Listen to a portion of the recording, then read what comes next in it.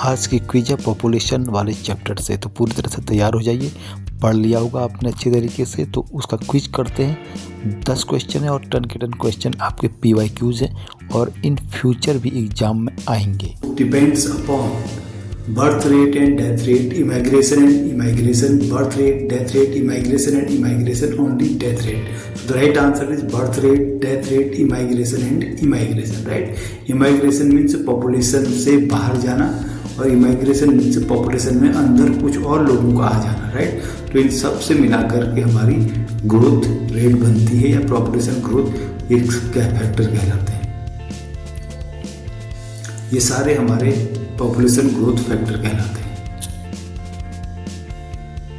Question number 2, people living at high altitude have, जो ऊंचाई पर रहते हैं लोग, क्या होता है उनमें मोर हीमोग्लोबिन कंटेंट, राइट? उनमें हीमोग्लोबिन की मात्रा अधिक होती है, उनमें RBC की मात्रा अधिक होती है। It is right answer.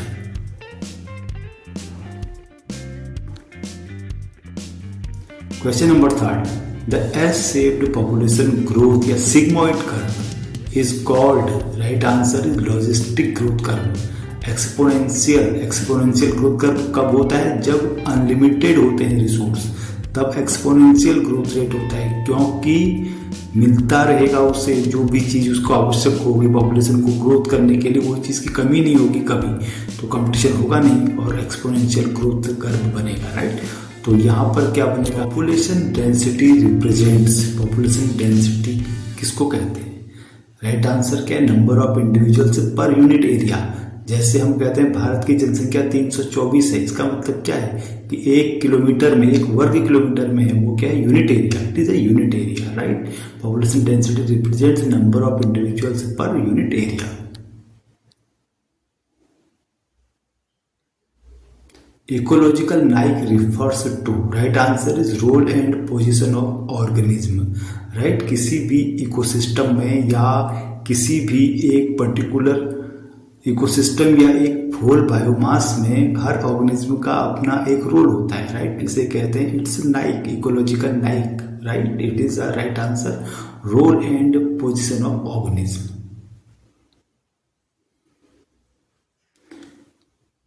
Lichen shows parasitism, mutualism, competition या प्रेडेशन। आंसर क्या होगा? म्यूचुअलिज्म, क्योंकि अलगा और फंगस दोनों ही आपस में रहते हैं, एक दूसरे को सपोर्ट करते हैं। अलगा भी कुछ देता है, फंजाई भी कुछ देता है, तो बड़ी जबरदस्त दोस्ती है इनकी।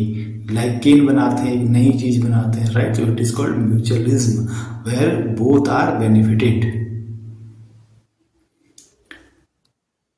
Next, which organism can not maintain constant body temperature, right? तो राइट आंसर क्या है इसका? कन्फॉर्मर्स, जैसे फ्रॉग, फिश, ये कन्फॉर्मर से कहलाता है, ये अपना बॉडी टेम्परेचर प्रॉपर्ली मेंटेन नहीं कर पाते। इन लॉजिस्टिक ग्रोथ कर्व के रिप्रेजेंट्स, तो के रिप्रेजेंट करता है कैरिंग कैपेसिटी, यानी कितना बर्थ दे सकता है। It is called carrying capacity, okay? The relationship between tiger and deer is, tiger क्या करेगा? डियर को खा जाएगा। It is predation. Gause's principle explains, Gause's principle क्या एक्सप्लेन करता है? Competitive exclusion principle. तो ये हैं आज के 10 इंपोर्टेंट क्वेश्चंस जो कि आते हैं, आएंगे और आ चुके हैं। तो पूरा फोकस इन चीज़ों पर करिए, क्योंकि डेली इस चैनल पर आपको मिलती हैं अपडेट्स और कई सारे ऐसे क्वेश्चंस जो कि पूरी तरह से आपको सुरक्षित कर देते हैं अपने एग्जाम के लिए। बने रहिए चैनल के साथ, लाइक करिए, सब्सक्राइब करिए और पूरे दिल और पूरे दिमाग से अपना प्यार दीजिए इस चैनल को। Thank you very much for today.